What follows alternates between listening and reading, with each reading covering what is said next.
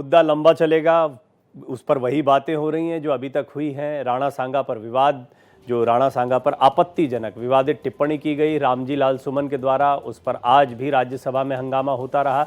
Samajwadi party के सांसद रामजी लाल सुमन के बयान पर यह हंगामा भी आने वाले दिनों में शांत होने वाला नहीं है। बीजेपी ने बिना शर्त माफी की मांग की तो कांग्रेस ने कहा कि राणा सांगा के बहाने दलित सांसद के घर पर हमला किया जाना सही नहीं है या सहन नहीं किया जाएगा, ये कहा गया था। लेकिन साथ ही साथ राणा सांगा पर दिए गए बयान का समर्थन भी कांग्रेस ने नहीं किया है, उनको हीरो भी बताया गया है। तो ये आज थोड़ा सा एक दिलचस्प ट्विस्ट इसमें आया है। और मैं पहले भी कहता रहा हूं कि राणा सांगा पर जो कुछ कहा गया है वो ऐतिहासिक दृष्टिकोण से और बाद में सब इतिहास के पन्ने और तमाम बातें कही जाती, लेकिन एक आपत्तिजनक शब्द का इस्तेमाल ये कोई भी इसको बैक नहीं कर सकता। लेकिन फिर भी विपक्षी दल इस सियासत को आगे बढ़ा रहे हैं, उनकी क्या मजबूरी है और भारतीय जनता पार्टी इस पर आगे क्या करेगी, इसको समझेंगे। मेहमान मेरे साथ होंगे, लेकिन उससे पहले ये छोटी सी रिपोर्ट। संसद में राणा सांगा पर संग्राम जारी है। राज्यसभा में शुक्रवार को फिर से ये मुद्दा उठा। सभापति जगदीप धनखड़ ने कहा कि हमें हर जाति समुदाय के महापुरुषों का सम्मान करना चाहिए। संसदीय कार्य मंत्री किरेन रिजिजू ने इस पर कांग्रेस की राय जाननी चाहिए। नेता कांग्रेस पार्टी को भी मैं अनुरोध करता हूं, आप भी खुले तौर पर ऐसे स्टेटमेंट का खंडन कीजिए। और चेयरमैन साहब ने जो ऑब्जर्वेशन किया है, कोई भी रीजन, कोई भी जाति का नेशनल हीरो को अपमान नहीं करना चाहिए, देश में भी और इस सदन में भी।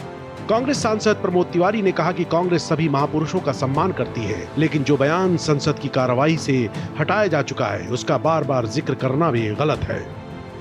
मेरा सिर्फ ये कहना है कि एक तरफ आप ये कह रहे हैं और जिसका मैं सम्मान करता हूं कि जो डिलीट हो गया, कार्रवाई का हिस्सा नहीं रहा, वो दोहराया नहीं जाना चाहिए। आज क्या हो रहा है उसी को तो दोहराया जा रहा है। मैं स्पष्ट कहना चाहता हूं कि राणा सांगा इस देश के बहादुर थे, हमारे हीरो थे। इसके बाद नेता प्रतिपक्ष मल्लिकार्जुन खड़गे ने सभापति की बात का समर्थन करते हुए कहा कि वो सभी महापुरुषों का सम्मान करती है, लेकिन साथ ही उन्होंने ये भी कहा कि दलित सांसद के घर पर हमला करना और तोड़फोड़ करना भी गलत है। जो देश के लिए लड़े मरे, अपना जान दिए, उन सबका हम सम्मान करते हैं।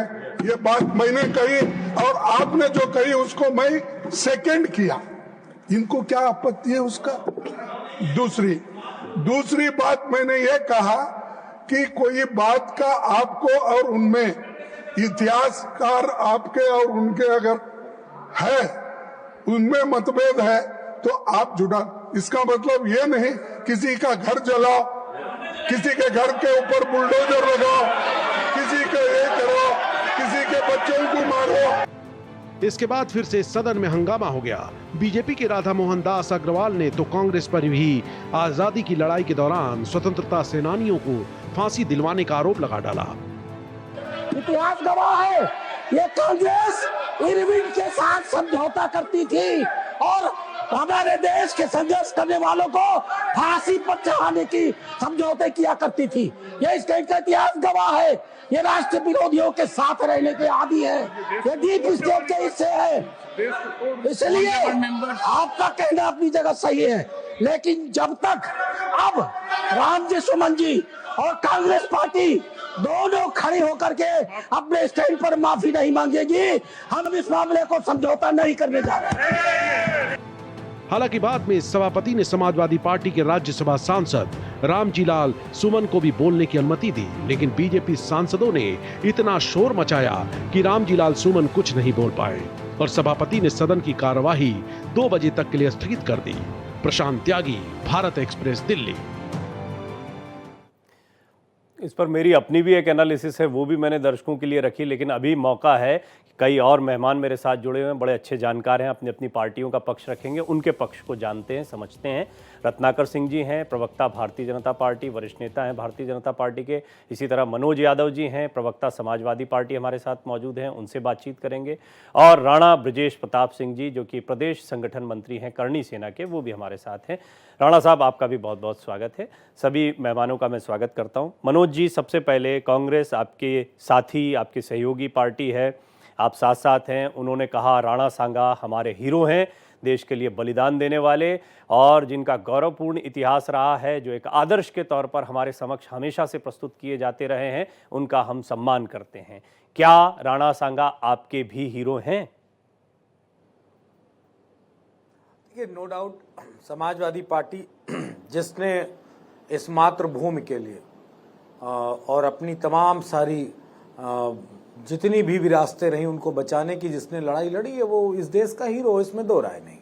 लेकिन हीरोज से भी बड़ी ब्लंडर मिस्टेक्स होती हैं, इस बात को भी बीजेपी के लोगों को समझना पड़ेगा। मैं सबसे पहले जवाब दूंगा जो बीजेपी के सांसद राधा मोहन अग्रवाल ने कही कि हम राम, इसलिए मैं इस बात को स्टार्टिंग में कह रहा हूं क्योंकि डिबेट अब आप अपने हिसाब से तिवारी जी ले चलिएगा समाजवादी पार्टी का स्टैंड जानकर।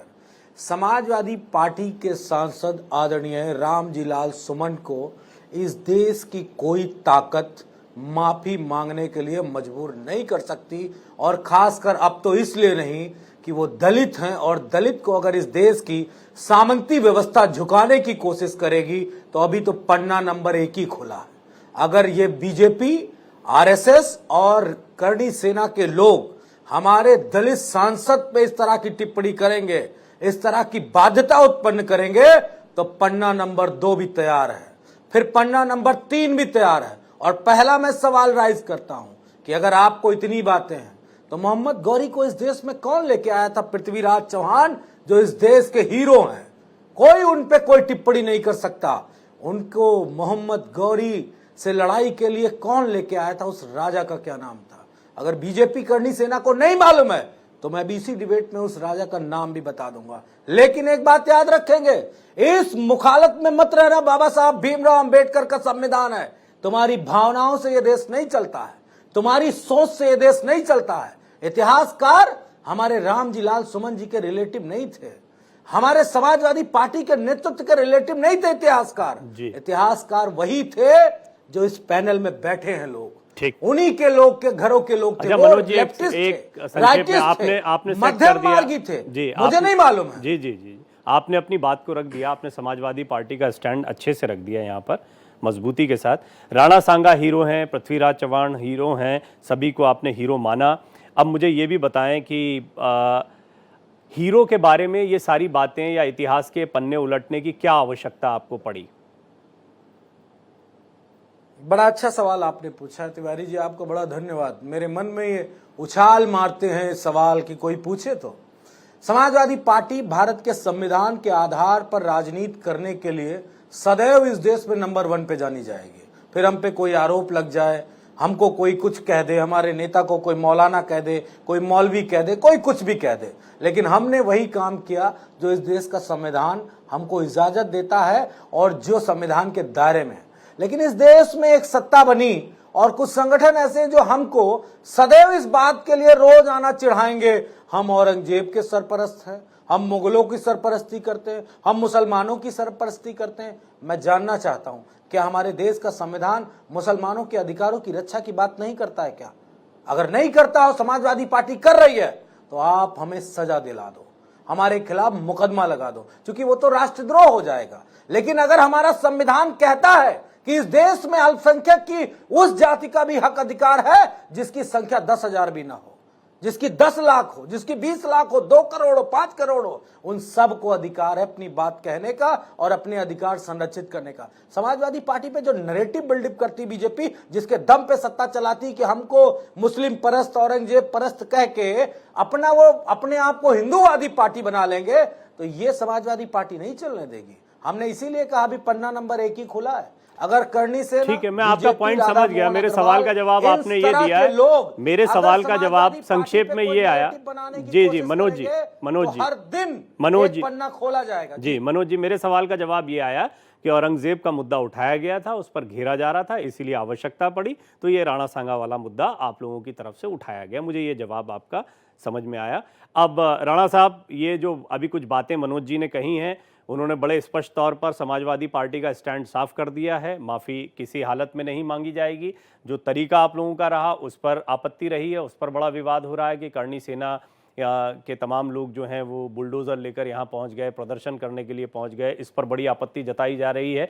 आप लोग आखिर क्या चाह रहे हैं? और अगर यहाँ पर एक पॉलिटिकल लड़ाई चल रही है, उधर से औरंगजेब के मुद्दे पर उठाया गया, इधर फिर राणा सांगा का जिक्र किया गया, हालांकि उस पर कांग्रेस ने भी कहा है कि इसको बैक नहीं किया जा सकता है या वो हीरोज मानते हैं। खुद मनोज यादव यहाँ पर पैनल पर कह रहे हैं कि राणा सांगा हीरो हैं। आप लोग क्या चाह रहे हैं एग्जैक्टली? नहीं, अगर मान लीजिए पॉलिटिकल लड़ाई भी है तो पॉलिटिकल लड़ाई होगी एक समाजवादी पार्टी, भारतीय जनता पार्टी या कांग्रेस के बीच में या अन्य दलों के बीच में। हमारा करनी सेना का क्या स्टैंड है उसमें? आप लड़ाई को इस तरीके से लेके आते हो कि करनी सेना इन्वॉल्व हो, राजपूत समाज इन्वॉल्व हो। मतलब आज तक कोई भी ऐसा विवाद ये ऐसा नहीं करते हैं। मैं इसमें सिर्फ एक पार्टी को दोष नहीं दे रहा हूँ कि समाजवादी पार्टी ही ऐसा करती है। इसमें सारे दल ऐसे हैं, सबके सब बराबर के साझेदार हैं इसमें। सब इनको लगता है कि जब भी कोई मुद्दा देश में ज्वलंत मुद्दा को तैयार करना होता है, सॉफ्ट टारगेट सबसे पहले क्षत्रिय समाज होता है। इससे पहले ऐसा नहीं है कि सिर्फ रामजी सुमन है, उससे पहले आप अन्य दलों में देख लीजिए, चाहे आप आरजेडी के झा साहब हैं, उन्होंने भी संसद में ठाकुर की कविता पढ़ के उसको इस तरीके से हमको घेरने का प्रयास किया। उससे पहले अर्जुन राम मेघवाल जी थे, भारतीय जनता पार्टी के थे वो। उससे पहले गुलाब चंद कटारिया जी थे। उससे पहले आपके यही जो आज जो बहुत भले और वो मुख्यमंत्री जी बैठे हैं, उन्होंने राजस्थान में जाके सुरेंद्र हड़ाकी जी की जो छतरी थी वो तोड़ दी।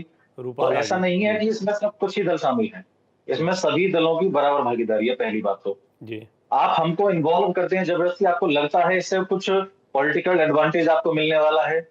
जब ये घटना घट रही थी, जब छत्रपति शिवाजी, विवाद तो छत्रपति शिवाजी और औरंगजेब के बीच में चल रहा था, वो एक पर्टिकुलर एक एरिया है, डोमिनेंट एक बात चल रही है, वो मराठा की तरफ जब इन्हें लगा कि राजपूत समाज तो इसमें इंटरेस्ट ले ही नहीं रहा है, उन्हें तो कोई मतलब ही नहीं है एक तरीके से, तो इन्होंने जानबूझकर एक तरीके से प्रोपेगेंडा तैयार किया कि एक दलित सांसद है वो जो कह रहे हैं आज मैं सो कॉल्ड मैं दलित हूँ, वो जाति में भले ही पैदा हुए, लेकिन आज उनके आप देख लीजिए उनके हाव भाव या उनका काम करने का तरीका या उनकी भाषा या जो लिविंग स्टैंडर्ड है वो दलितों जैसा नहीं है बिल्कुल भी। आप सिर्फ उस जाति में पैदा हो गए, जैसे यही तो कहते हैं सब लोग कि आप किसी जाति में पैदा हो गए तो आप वो नहीं होगे जो आपको सारे अधिकार मिल गए। आप दलित हो तो इसका मतलब ये थोड़ा नहीं है। अच्छा, हम ये बताइए कि करनी सेना ने जाके आपके खिलाफ कभी इससे पहले कोई आंदोलन क्यों नहीं किया, या आपकी जाति को लेकर टारगेट हमने कभी किया हो तो बताइए। आपने हमको छेड़ा है और आप हमसे ये उम्मीद कर रहे हैं कि हम आपको इस तरीके से बात करें। दूसरी बात जो आपने कहा कि कहां जाके रुकेगा, पहली बात तो करनी सेना का स्टैंड बिल्कुल साफ है। हमें ना तो माफी चाहिए ना हमें कोई लेटरबाजी चाहिए। आपको जो करना है वो कीजिए, हमें उससे कोई फर्क नहीं पड़ता। आप हमारे महापुरुषों के बारे में आप बोलेंगे, जिस तरीके से जवाब आपको आगरा में मिला है, शायद मुझे लगता है वो लोग जो भी थे उनको शायद प्लान तरीके से उनको पता नहीं था कि वहां पे रामजी सुमन और समाजवादी पार्टी के जितने भी लोग थे वहां पे इकट्ठा होकर उन्होंने पत्थरबाजी करने के लिए छतों पे पत्थर रखे हुए थे। बकायदा वीडियो में है, वो देख लीजिए। पुलिस ने तो बाद में एक तरीके से लाठियां बाद में बरसाई हैं, वहां पे जाके वो लोग बात करने के लिए गए थे।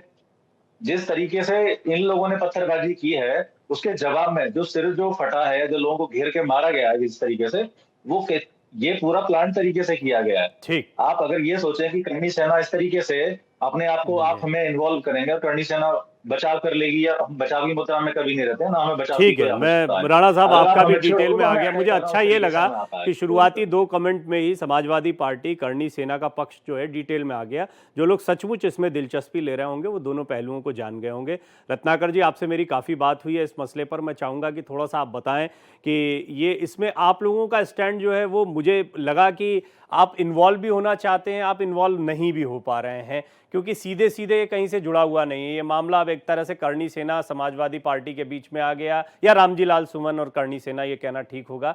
वहीं दूसरी तरफ अब हम देख रहे हैं कि कांग्रेस ने भी कह दिया राणा सांगा हीरो हैं। बीजेपी का स्टैंड क्या है वो बहुत क्लैरिटी से सामने नहीं आ रहा।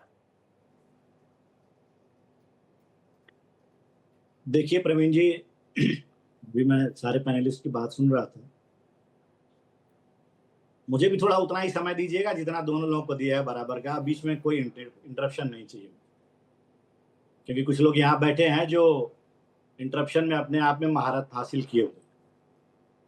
प्रवीण जी देखिए, एक चीज कहना चाहूंगा, जुगनू की कुछ औलादें, रामजी सुमन जैसे लोग, जुगनू की कुछ औलादें सूरज पे प्रश्न उठाए हैं, शेरों के मादों के आगे कुछ ग्राम सिंह भौंकने वाले, हाँ? ग्राम सिंह चिल्लाए हैं। ऐसे लोग जो यहाँ पे बैठ करके समाज में एक वर्ग को दूसरे वर्ग से लड़ाने का काम करते हैं, ऐसी है समाजवादी पार्टी। महान सपूत महाराणा सांगा जिन्होंने इब्राहिम लोधी को हराया, मुगलों को लोहा दिया, उनके बारे में इस तरह के गद्दार शब्द का इस्तेमाल करना और फिर ये कहना कि मैं माफी नहीं मांगूंगा, ये तो लाखों करोड़ों जो क्षत्रिय है, जो हिंदू भाई है, उनकी भावनाओं को आहत करने जैसा। मैं ये पूछना चाहूंगा, यहाँ पे बैठे हैं जो हमारे भाई, वो कह रहे थे कि इतिहास के बारे में बता रहे थे। मेरा प्रश्न एक पूछ लीजिएगा, इनका जब टर्न आएगा, कौन सी इतिहासकार ने महाराणा सांगा को गद्दार लिखा है? किस किताब में लिखा गया? वो जरा रेफरेंस पूछ लीजिएगा। और कब बाबर को जो है महाराणा सांगा ने बुलाया था? अरे महाराणा सांगा ने नहीं, ये दौलत खान ने और उनके चचा जान जो थे आलम खान लोधी, उन्होंने बुलाया था। ये इतिहास में कितनी किताबों में हमने और आपने दोनों लोगों ने पढ़ा है, लेकिन इनकी कौन सी रेफरेंस से लेकर के आए कि भाई इब्राहिम लोधी को बुलाने वाले जो है राणा सांगा थे? ये कौन से इतिहास में पढ़ा है इन्होंने? और दूसरी चीज ये कह रहे थे अभी, एक एक पन्ना खुलेगा, पन्ना नंबर 1, पन्ना नंबर 2, पन्ना नंबर 3, बिल्कुल खोल रहे हैं ये पन्ना नंबर। ये हमारे ऐतिहासिक महापुरुषों को अपमानित करने के लिए पन्ना खोल रहे हैं। पन्ना नंबर 1, अबू आजमी समाजवादी पार्टी के महाराष्ट्र के अध्यक्ष औरंगजेब को महान बताकर छत्रपतियों को अपमानित करने का काम करते हैं। ये पन्ना नंबर 1 खुला इनका। पन्ना नंबर 2 कहां खुला? संभल में सलार गाजी को इनके सांसद जियाउर रहमान बर्क, जो कि सोमनाथ मंदिर को तोड़ने वाला सलार गाजी, उसको ये संत बताते हैं, ये भावनाओं को भड़काने का काम करने वाला पन्ना नंबर 2 इन्होंने खोला। और पन्ना नंबर 3 इन्होंने जब खोला तो देश में आग लग गई, क्षत्रियों के खून उबलने लगे और उन्होंने कहा राणा सांगा जो हमारे राष्ट्र नेशनल हीरो हैं, उनको इन्होंने गद्दार कहा। और देखिए किस तरह की परिस्थिति है, बेशर्मी की हद। कहते हैं कि हम माफी नहीं मांगेंगे और दलित कार्ड खेलने की कोशिश कर रहे हैं। मनोज जी, दलित बनाम ठाकुर, ये किस तरह का नैरेटिव है और ये कैसी राजनीति? देखिए, नैरेटिव तो बिल्कुल स्पष्ट है। अगर समाजवादी पार्टी का नेतृत्व, समाजवादी पार्टी के मानने वाले लोग हिंदू कम्युनिटी के बड़ी तादाद में लोग हैं और उनको मुसलमान बना दिया जाता है, तो फिर ये नैरेटिव क्यों? ये तो हकीकत है इस देश की। आपको प्रवीण जी मालूम होना चाहिए, मैंने एक दिन ग्रॉक से पूछा, ग्रॉक तो एआई है ना, उससे पूछा, मैंने कहा भारत में किस वर्ग के लोग सबसे ज्यादा आर्थिक, सामाजिक, राजनीतिक, शैक्षणिक अत्याचार करते हैं? जो ग्रोक का जवाब आया, अगर मैं यहाँ कह दूंगा, पढ़ दूंगा, तो मेरे ख्याल से आपको भी बुरा लग जाएगा। लेकिन मैं इसलिए नहीं इस बात को रखना चाहता हूं कि इतिहास में क्या कहा गया है। अगर आप माफी मांगना चाहते हैं तो फिर आप सदन में प्रस्ताव लाइए ना। कौन मना कर रहा है? सभापति महोदय को, उपराष्ट्रपति महोदय को कौन मना कर रहा है? आप प्रस्ताव लाइए। चूंकि बात सदन में कही गई है तो वहां पे सदन में ही सब कुछ फाइनल होना चाहिए। आप प्रस्ताव लाइए, संसद के खिलाफ तथ्य रखिए, किस इतिहासकार ने क्या लिखा है, उस बात का जिक्र होगा, सदन में चर्चा होगी। और माननीय सभापति जी देखें, उपराष्ट्रपति छोटा पद तो होता नहीं है देश का, प्रोटोकॉल है, कितना बड़ा प्रोटोकॉल है, कितने जानकार वहां बैठे, दूसरा तब विषय बात करें। कोई करनी सेना आए और जाके समाजवादी पार्टी से कहे दलित सांसद माफी मांगो, और आए थे आपको कानून की किताब के बारे में जानकारी होनी चाहिए। जब किसी के घर को घेरते हैं ना, तो उसे आत्मरक्षा का पहला अधिकार कानून देता है। ठीक है, और बुलडोजर लेके आओगे। हालांकि मेरा प्रश्न इससे इतर है, ये तो विषयांतर हो जाएगा, बड़ी लंबी बात हो जाएगी ये।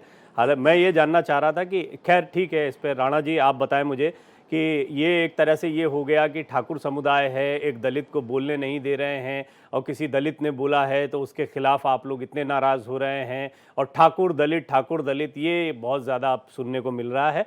और अगर इनकी तरफ से कोई नैरेटिव रखा भी जा रहा है तो वो पोषित तो आपकी तरफ से हो रहा है। कोई भी चीज सारी घूम फिरकर हम पर ही आती है। मैंने पहले भी कहा अपने कमेंट में कि जब ये लोग जैसे कि कह रहे हैं हमारे समाजवादी पार्टी के प्रवक्ता कि इनको शायद जब इनको याद करना चाहिए, जब इनकी सरकार थी पहले, या उससे पहले मुलायम सिंह यादव जी मुख्यमंत्री बने थे, उस समय पे सबसे ज्यादा राजपूतों ने बहुत बड़ी संख्या में इनको समर्थन करके सरकार में लेके आए थे। लेकिन इन्होंने खुद के इनके कृत्य इस तरीके के रहे हैं कि राजपूत समाज को वहां से हटके और भारतीय जनता पार्टी के अन्य विकल्प के तौर पर उनको जाना पड़ा। ये खुद का इनका किया हुआ धरा है, हमारा कोई मतलब नहीं है उस चीज से। आप जब इस तरीके से तिरस्कृत करोगे, जब ये इस तरीके के बयान देंगे, आप राष्ट्र नायकों का सम्मान नहीं कर पाएंगे, तो आप क्या उम्मीद करते हैं किसी से? दूसरी बात, इनकी किसी भी व्यक्ति से या किसी भी देश में किसी भी व्यक्ति से, हमारे महापुरुषों को या जो देश के महापुरुष हैं, उनको प्रमाण पत्र की आवश्यकता नहीं है कि वो गद्दार हैं या नहीं है। हमें कोई जरूरत नहीं है, किसी आवश्यकता नहीं है। ये तो हमारा अपना वो है। दूसरी बात, ये पॉलिटिकल माइलेज लेने के लिए हमने नहीं लिखा है भाई, हमारे पूर्वजों ने नहीं लिखा है, कोई तथ्य हमारे पूर्वजों ने नहीं लिखा है।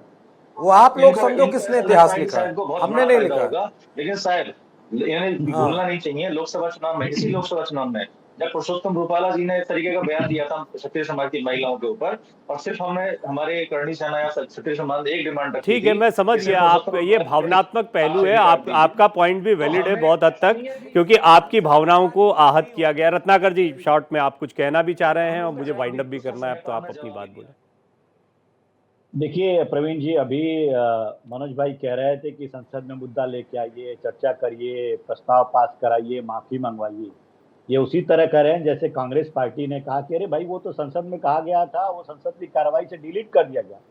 लेकिन उसका क्या, जो भावनाओं को आहत करने का काम लाखों करोड़ों जो लोग हैं उनकी भावनाओं को आहत करके और आप कह दें कि इसको डिलीट कर दिया गया, उसका क्या। और उसमें से ये भी जबरदस्ती कहे कि हम माफी नहीं मांगेंगे। समाजवादी पार्टी की प्रतिदिन भावनाएं आहत करते हैं आप लोग। और दूसरी बात प्रतिदिन हमारे नेता का अपमान करते हैं, प्रतिदिन समाजवाद को आप बदनाम करते हैं। इसके लिए हम कौन सा आंदोलन करें? इनसे पूछ लीजिए ना ना ना ना, भारत में सम्मान सबका बराबर है। जनता जानती है, चाहे कोई क्षत्रिय हो, चाहे कोई ब्राह्मण हो, चाहे कोई दलित हो, चाहे कोई पिछड़ा हो, लीडर जो है सम्मान सबका बराबर है। माफी मांगने की बात आएगी तो बहुत सारी माफियां भाजपा को मांगनी पड़ेंगी। अभी इनके शिवपाल आपके ही जाति के मुख्यमंत्री ने हमारे नेता के उस सरकारी आवास का, मुझे लगता है आज की चर्चा जो है वो एक स्वस्थ चर्चा इस मायने में रही कि सबके पक्ष और सबके पहलू आ गए। ये बात भी सही है कि बहस अंतहीन है, हम घंटों बात कर सकते हैं, कितनी भी देर बात कर लें तो उसमें कई सारे मुद्दे निकल कर आएंगे और उन सारे मुद्दों के इर्द गिर्द और भी बातें जो हैं लंबी खिंचती चली जाएंगी।